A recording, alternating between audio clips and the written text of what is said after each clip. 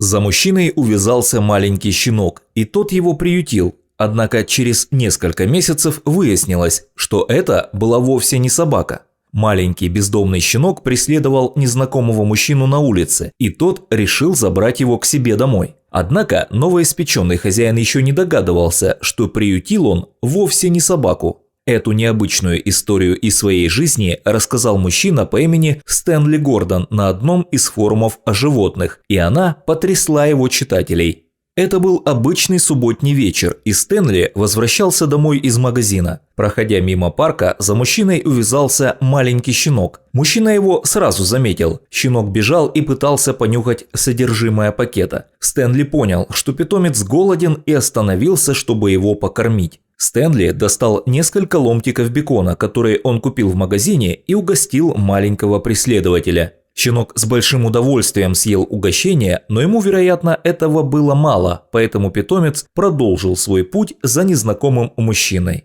Щенок следовал по пятам за Стэнли, не отставая. Мужчина даже еще раз останавливался, чтобы покормить щенка, но тот все равно шел за ним. Тогда Стэнли решил приютить бездомного щенка, раз уж он выбрал именно его. Тем более мужчина не мог так просто отодвинуть маленького питомца в сторону и бросить одного, зная, какие условия ждут бездомную собаку на улице. Песик был милый, да и за то время, когда мужчина шел домой, он будто успел подружиться с ним. Стэнли дружелюбно открыл калитку своего дома и впустил Ричи, как позже он назвал щенка. Ричи радостно забежал на лужайку, сел возле крыльца дома и стал вилять хвостиком. Так у мужчины появился домашний питомец, который сам выбрал себе хозяина.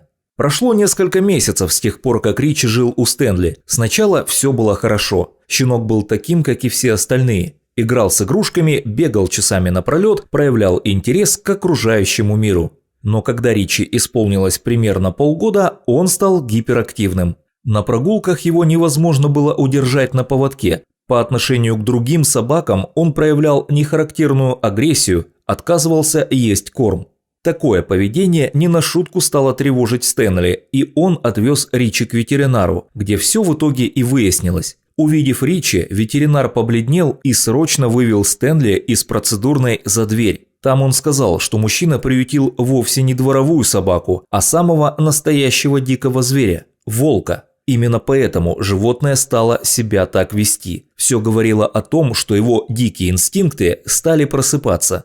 Стэнли был ошарашен этим известием. Неужели он мог спутать щенка с волчонком? Однако ветеринар сказал, что маленькие волчата такие же, как и щенки. На вид они практически все одинаковые, особенно если сравнивать с беспородными собаками. В конце концов, волки – предки собак. А когда Ричи стал жить со Стэнли, то он уже к нему настолько привык, что и не замечал никаких странностей во внешнем виде питомца. К сожалению, оставить дома дикого зверя было нельзя. Ричи должен жить на воле, в естественной среде обитания, да и опасно жить с диким зверем по соседству. Стэнли было грустно прощаться с Ричи, но его успокаивал тот факт, что он помог одинокому и заблудившемуся зверьку выжить. Теперь он мог самостоятельно жить в заповеднике с другими волками, куда его и отвез Стэнли.